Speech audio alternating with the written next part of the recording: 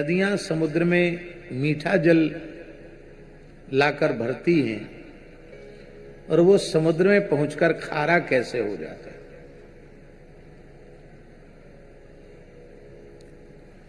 मूल में तो ये भगवान की प्रकृति है।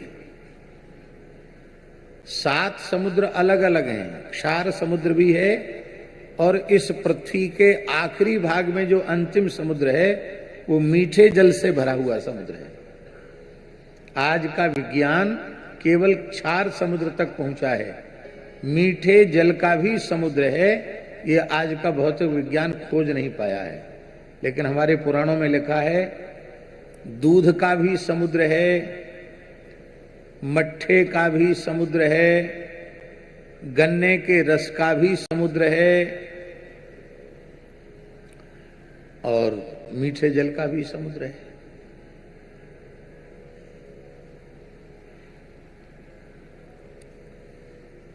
तो एक बात तो यह है कि पृथ्वी का क्षारांश, औषधियों का क्षारांश भगवान की बनाई हुई अचिंत्य प्रकृति की एक अनुपम प्रक्रिया के द्वारा धरती का क्षारांश, वनस्पतियों का क्षारांश, जीवों का क्षारांश, उस सब का सब समुद्र में एकत्रित होता है।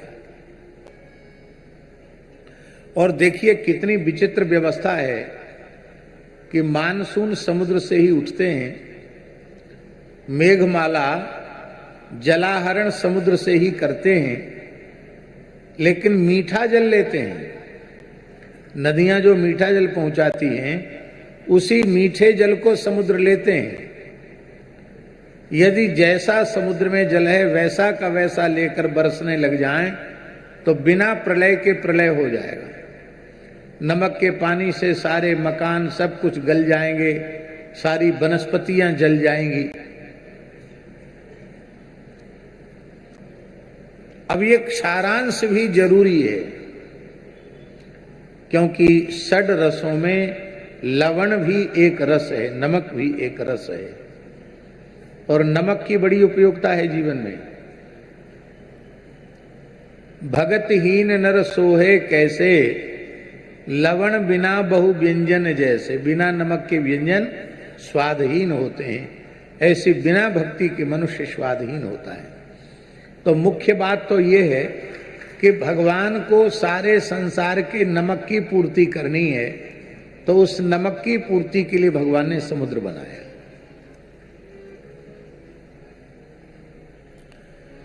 जिसका जो नमक खाता है उसको उसके प्रति कृतज्ञ रहना पड़ता है, और नमक खाए और जिसका नमक खाए उसके प्रति कृतज्ञ न हो तो उसे नमक हराम कहा जाता है। क्या कहा जाता है?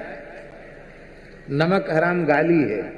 इसलिए संसार के सभी मनुष्य, हिंदू हो, मुसलमान हो, ईसाई हो, कोई भी क्यों ना हो, किसी जाति के, किसी मत पंथ के हो, सब भगवान का नमक खा रहे हैं। इसलिए सबको परमात्मा के प्रति कृतज्ञ होना चाहिए और सबको भगवान का भजन करना चाहिए। जो भगवान का भजन स्मरण नहीं करेगा वो नमक हराम हो जाएगा। दूसरी बात यह है कि एक बार कुछ अंगिरा गोत्र के ऋषि ब्राह्मण यज्ञ कर रहे थे, श्रौत यज्ञ कर रहे थे। उन्होंने अपनी अग्नि की स्थापना वहीं कर रखी थी। उनके कृष्ण मृग चर्म, उनके यज्ञीय पात्र, यज्ञीय औषधियां सब कुछ सजे धजे रखे थे, सारे मंडल बने हुए थे, कलश रखे थे। समुद्र तो समुद्र ठहरा, समुद्र के किनारे कर्मकांड हो रहा था, यज्ञ हो रहा था, और समुद्र देवता की बड़ी ऊंची लहर आई और सारे मृग चर्म, पोथी पत्रा, दंड कमंडल सब बहा के समुद्र ले गया। समुद्र ने कोई जानकर ऐसा कोई अपराध नहीं किया, वो तो स्वाभाविक प्रकृति है समुद्र की। लेकिन तपोधन ऋषियों को क्रोध हो गया और उन्होंने कहा मैं तुम्हें क्षार होने का शाप देता हूं, तुम आज से खारे हो जाओ, किसी के लायक न रह जाओ, कुल्ला करने लायक भी न रहो। तो एक पुराणों में कथा इस प्रकार की हुई है।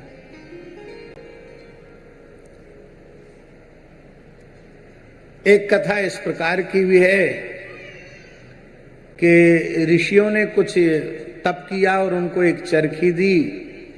वो चरखी उल्टी चलेगी तो नमक होगा और सीधी चलेगी तो मीठा उसमें से मिश्री निकलेगी, अमृत निकलेगा। उल्टी चलेगी तो नमक निकलेगा। तो कहते वो ऋषि जा रहे थे जहाज में बैठ के समुद्र में, वहीं उनकी वो उल्टी घूमने वाली चरखी छूट गई। और आज भी एक ऐसी भी किंवदंती है, वो चरखी चल रही है इसलिए सारा पानी नमकीन हो रहा है। जो भी हो, हम तो यही मानते हैं कि भगवान की प्रकृति में सब प्रकार के रस हैं, सब प्रकार की वस्तुएं हैं और कोई भी अनुपयोगी नहीं है, सब उपयोगी है। जहर भी उपयोगी है, विष भी उपयोगी है। विष यदि उपयोगी न होता तो विषस्य विषमौषधम, जहर की दवा जहर है, ये कैसे प्रमाणित होता है? विष का समन विष के द्वारा होता है, ये कैसे होता है? कोई ऐसा अक्षर नहीं है जो मंत्र न हो। अक्षरों के संयोजन से ही मंत्र बनता है।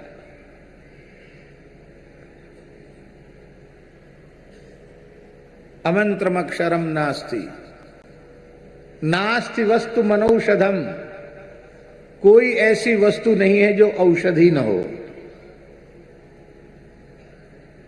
हर वस्तु औषधि है। और एक बात और है, अयोग्य पुरुषो नास्ति, इस संसार में कोई नालायक व्यक्ति है ही नहीं, अयोग्य व्यक्ति कोई नहीं है। फिर भी लोग अपने को बहुत बुद्धिमान और चतुर समझने वाले लोग चाहे जिसको प्रमाण पत्र दे देते हैं कि तुम तो एकदम बुद्धू हो, तुम एकदम नालायक हो, मूर्ख हो, कुछ नहीं जानते हो, सर्वथा अयोग्य हो। पर हमारे ऋषि कहते हैं अयोग्य पुरुषो नास्ति, अयोग्य पुरुष संसार में कोई है ही नहीं।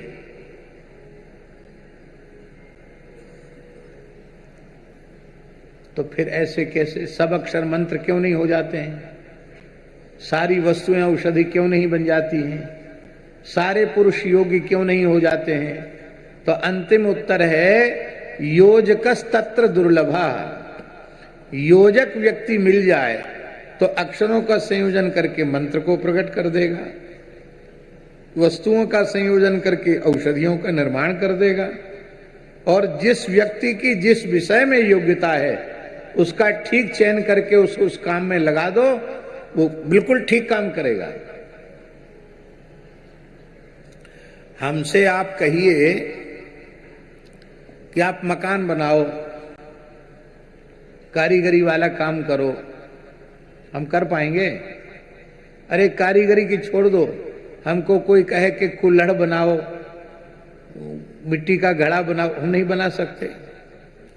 उस काम के लिए हम अयोग्य हैं।